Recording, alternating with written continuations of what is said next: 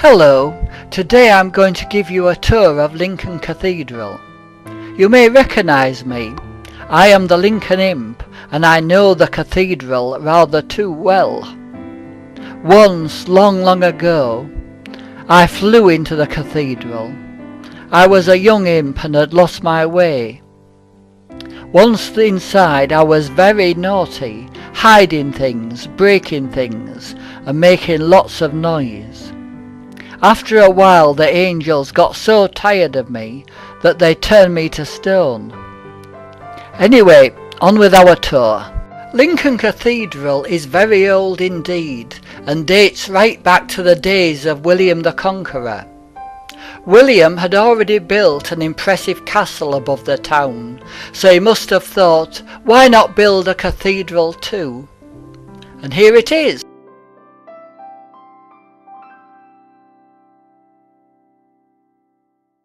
This stone frieze tells the Bible story of the rich merchant Devises, who spends his time wining and dining.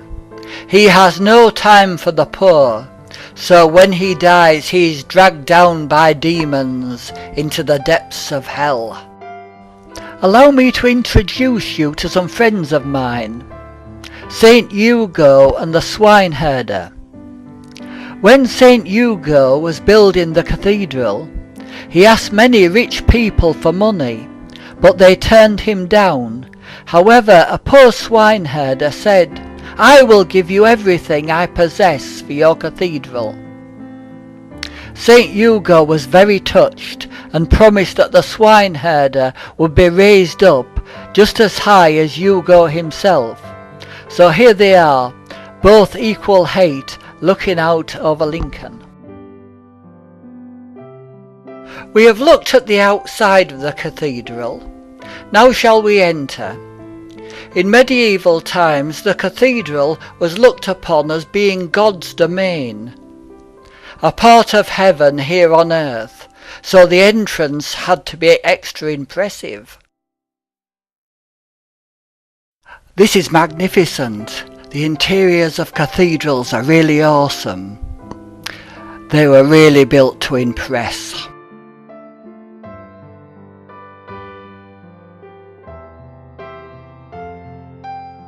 This window is called the Bishop's Eye.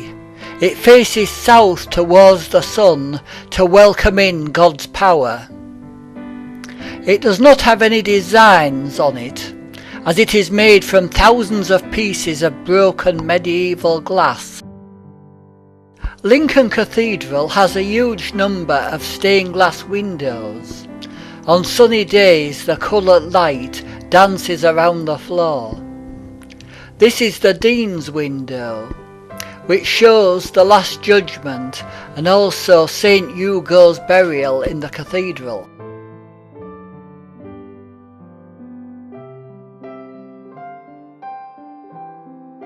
When the cathedral was built in medieval times, there were no printed books and few people could read. Stained glass windows told the stories from the Bible for everyone to see. Much of the original glass no longer exists. These panels date from Victorian times.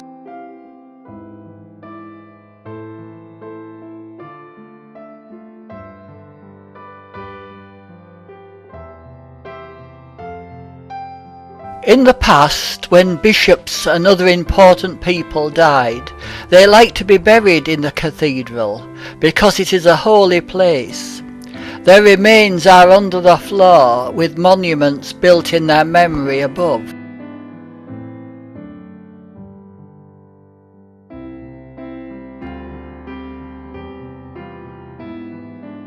This tomb shows its occupant, Bishop Richard Fleming, in heaven with the angels and also in his grave here on earth.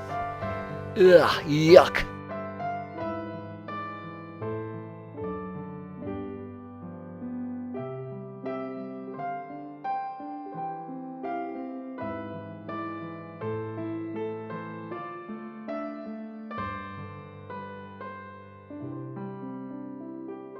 These soldiers kneel at the entrance to the Soldiers' Chapel, where the dead from past wars are remembered. There are 3 service chapels for Army, Navy and Air Force.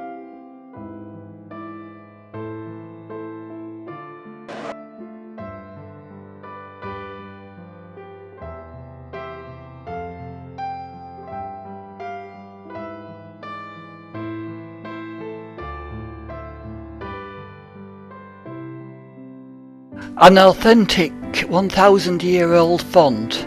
Fonts are often at the front near the entrance, whilst tombs are at the back, symbolising the Christian's journey through life.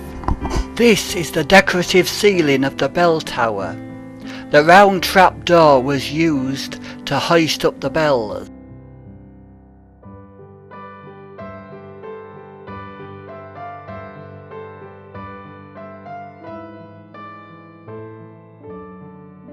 Here are some more of my mates. Medieval craftsmen loved to decorate everything. This stone screen separates the choir from the rest of the cathedral. These faces and creatures all leer and grin and look really wicked. You will notice, however, that saints are on hand should things get out of control.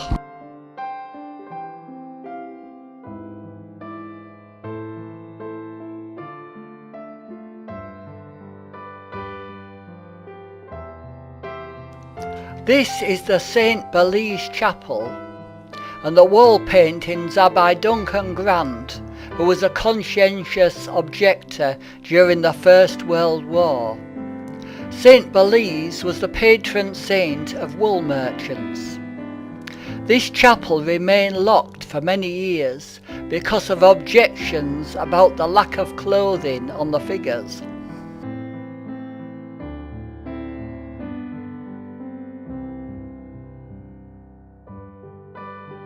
The cloister is a peaceful place for thinking. Monasteries often had a cloister.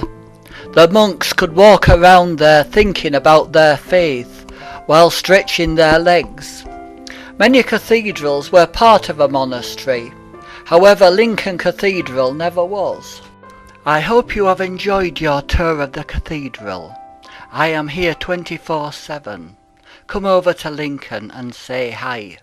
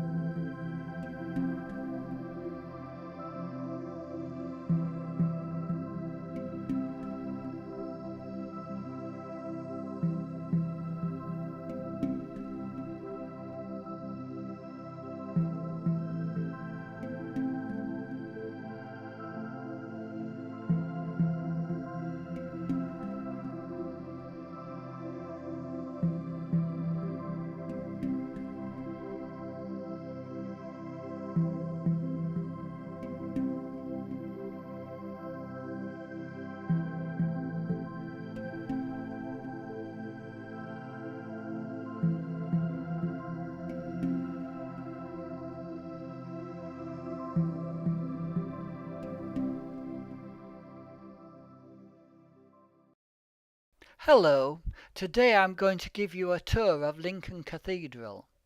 You may recognise me. I am the Lincon Imp, and I know the cathedral rather too well.